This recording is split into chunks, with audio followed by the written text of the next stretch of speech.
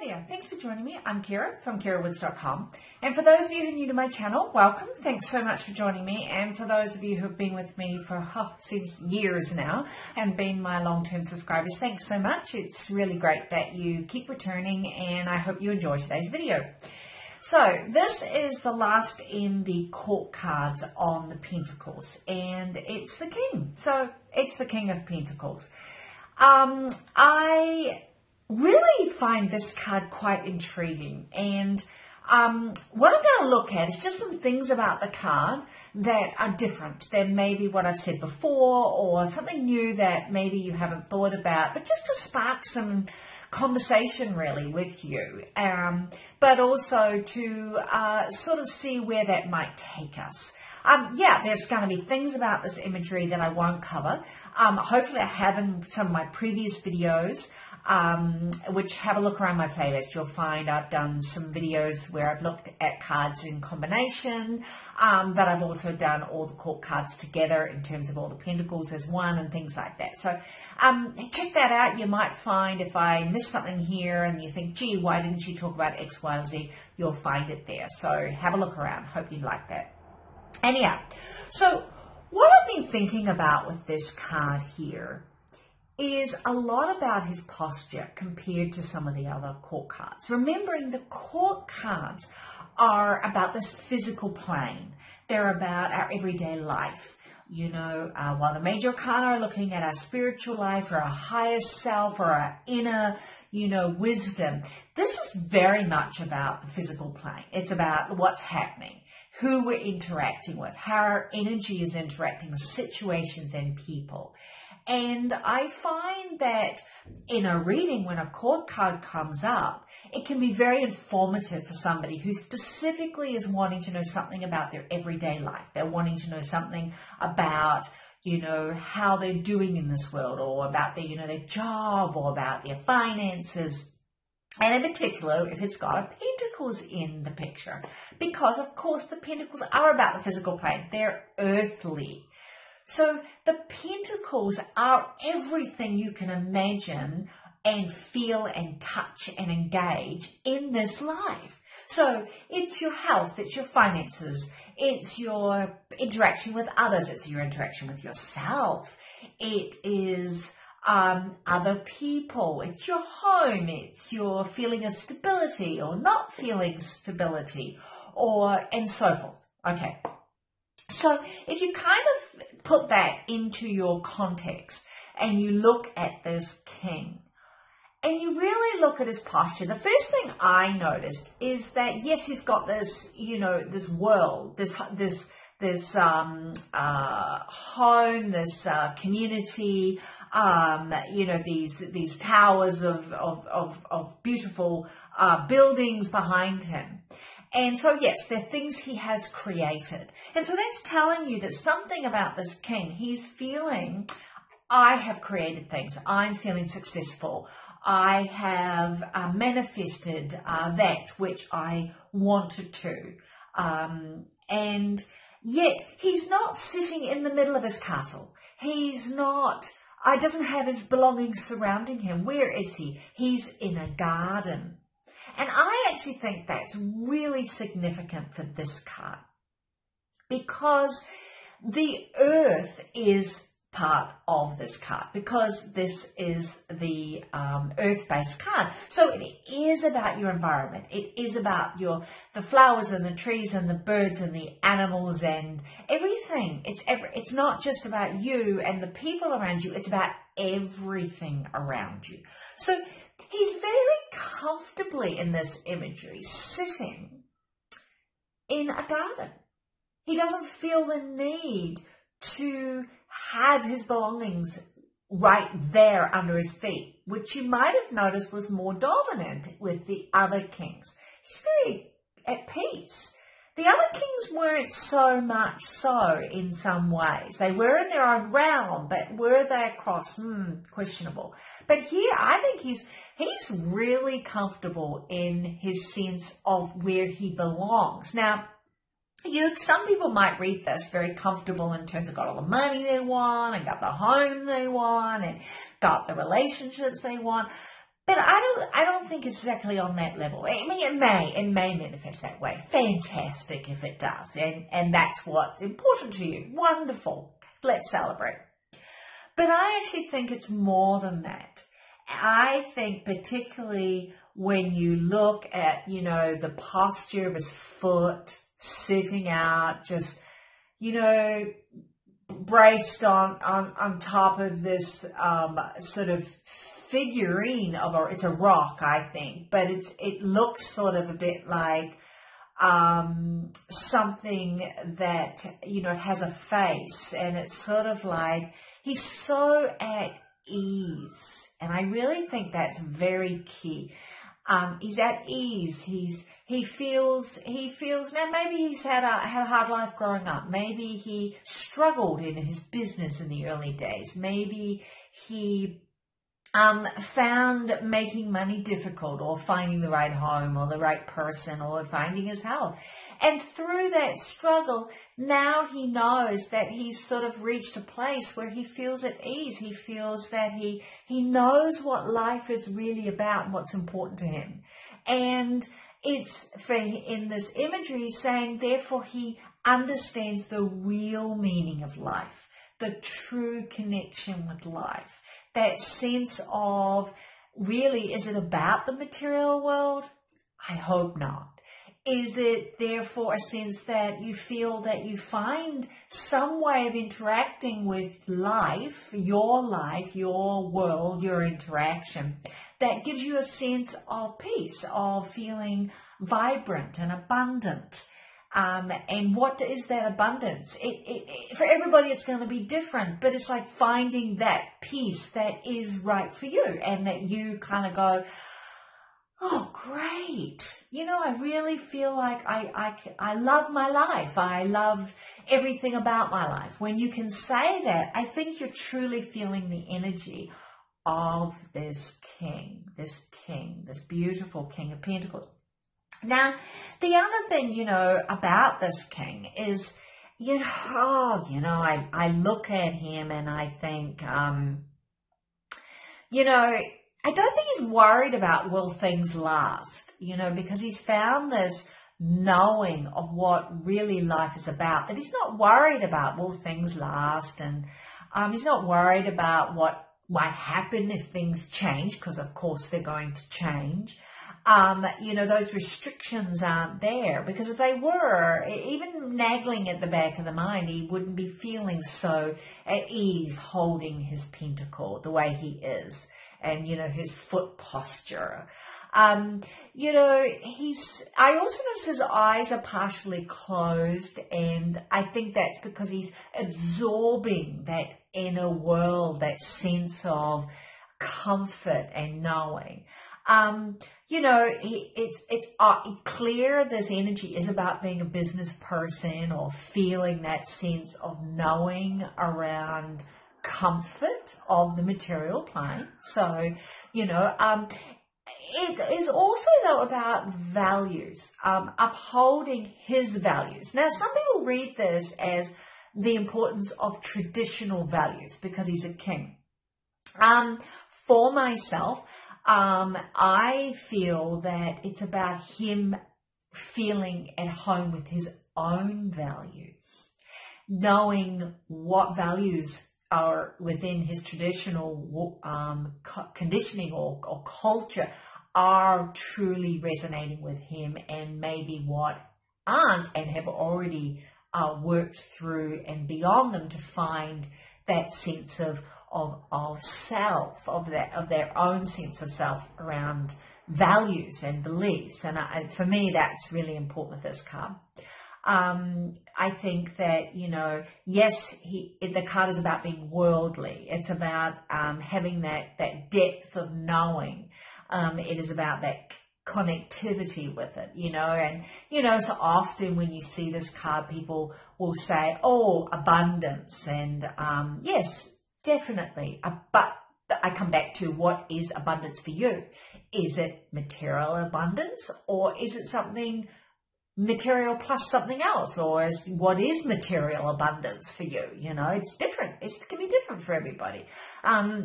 It's not good or bad. There's no value judgment here. You know, if material abundance for you is that you want $1 million in the bank, great, go for it. And that will make you happy. Fantastic.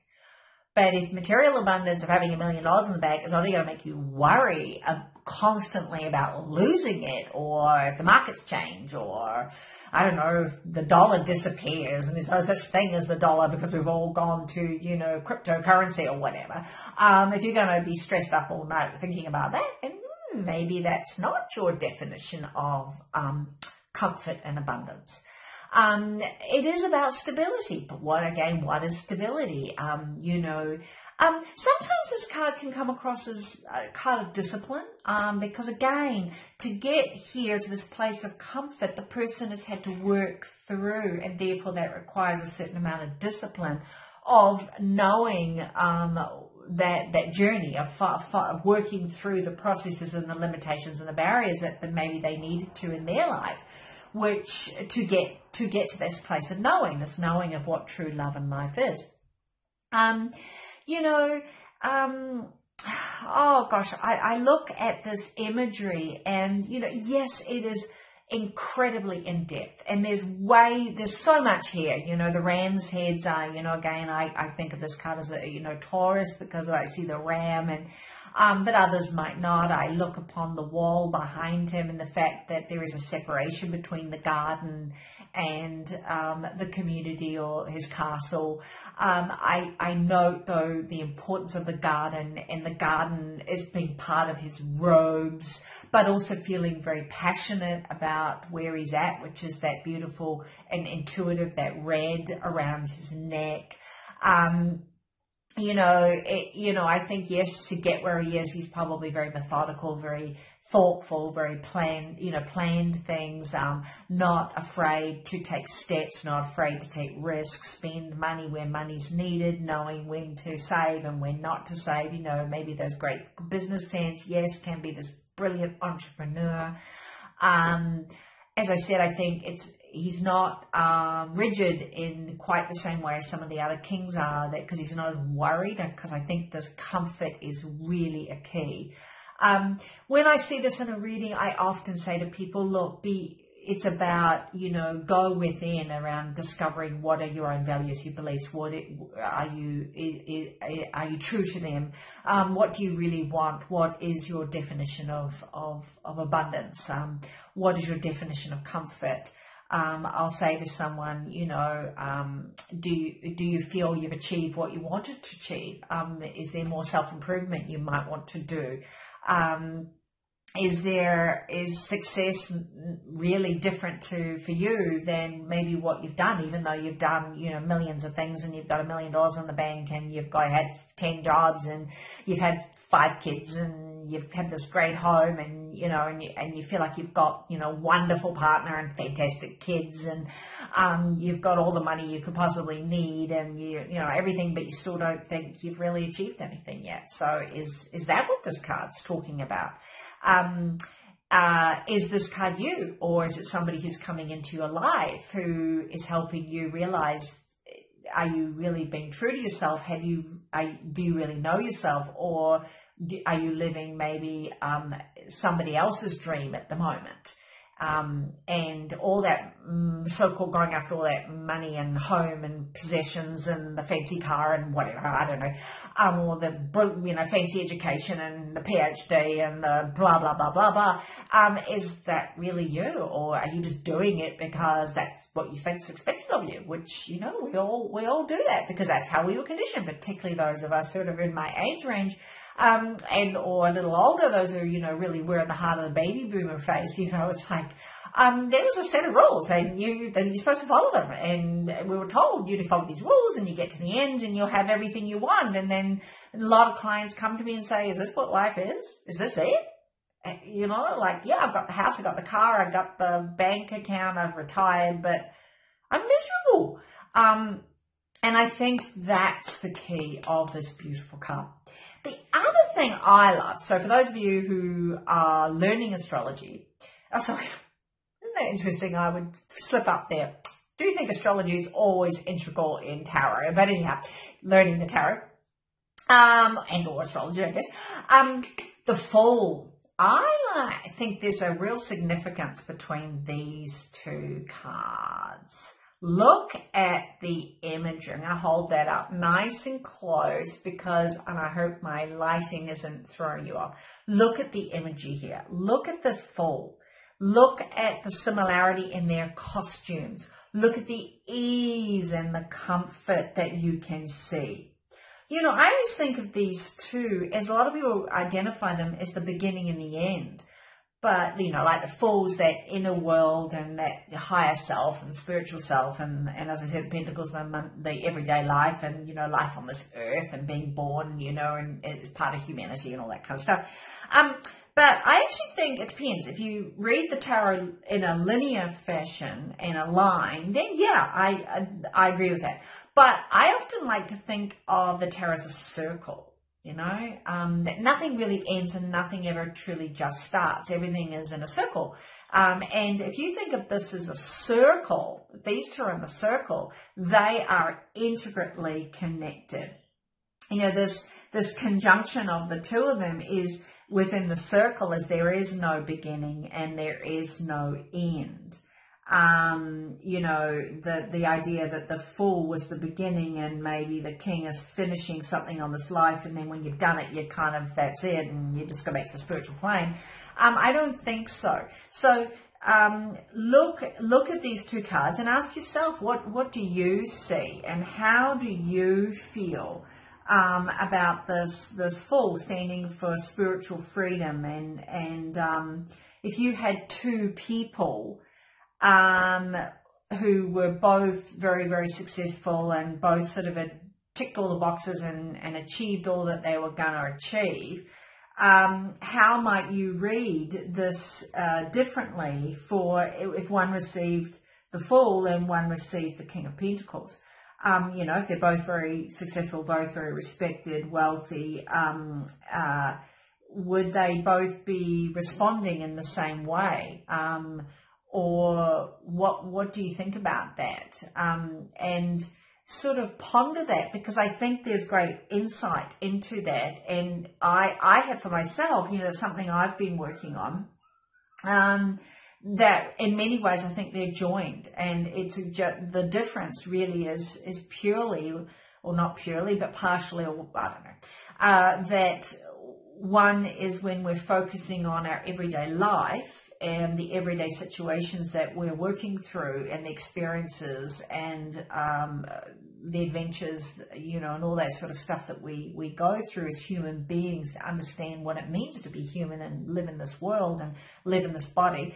And the connection between that and the importance of the inner world. And I think it's between looking at these two that you realize, for me, that this King has the Fool within, and the Fool has the King within. And it's that sense of comfort that allows the Fool to take the journey to leap.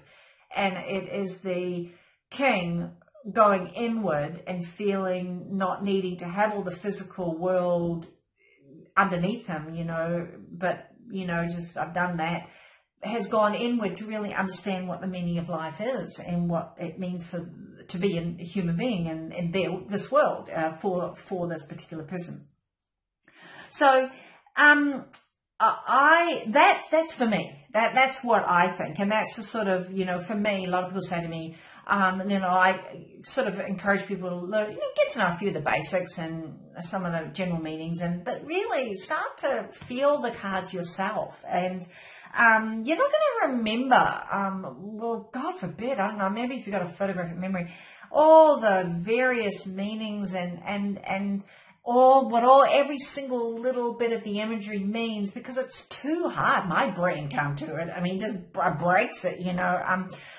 So that's where I go with, if I get to know the card on a personal level and I feel it, that, you know, I feel it both intellectually but also emotionally, that when a card comes up in a reading, I have a relationship with it, and then I can put that into context of the reading, the person, the question, and then my guides and I use my clairvoyant skills to connect with their spirit guides to sort of put that into a context And that's how I do it. But, you know, I encourage you to really develop a relationship with a card. So for those of you who, you know, who follow me and are learning, thank you so much. It's wonderful. It's lovely. It makes me feel like, you know, I'm not just the only one out there doing it. But I love to hear back what I learn from you. So give me your thoughts, your comments, write them below. What that's like for you. And maybe sometimes someone says to me, gosh, Kira, I see blah, blah, blah, blah on the card. And it leads me to then, you know, go spend a bit more time maybe on that card and myself, learn from that. So, please do that. So that's great. So thanks so much. I hope you like this video. I appreciate, if you would, thumbs up if you do. And, that kind of lets me know that, yeah, keep making videos, Kira. Your subscribers are enjoying it. I'm always a bit unsure when I put up a new video like this and a whole bunch of people, or, you know, I get a drop in my subscriber numbers. I'm like, oh, okay. But I guess that's just the flow, isn't it? Ebb and flow. So thanks so much. I hope you have a great day. And if you'd like a private reading with me, I love giving private readings. So, you know, by all means, I've put a link below directly to my booking page, or go to my website. You can find out about what services I offer. Or if you're just not sure and you want to ask some questions, send me a message. You know, that's great. I try and get back as soon as I can. So thanks very much. Have a fantastic day, and I'll see you soon. Bye.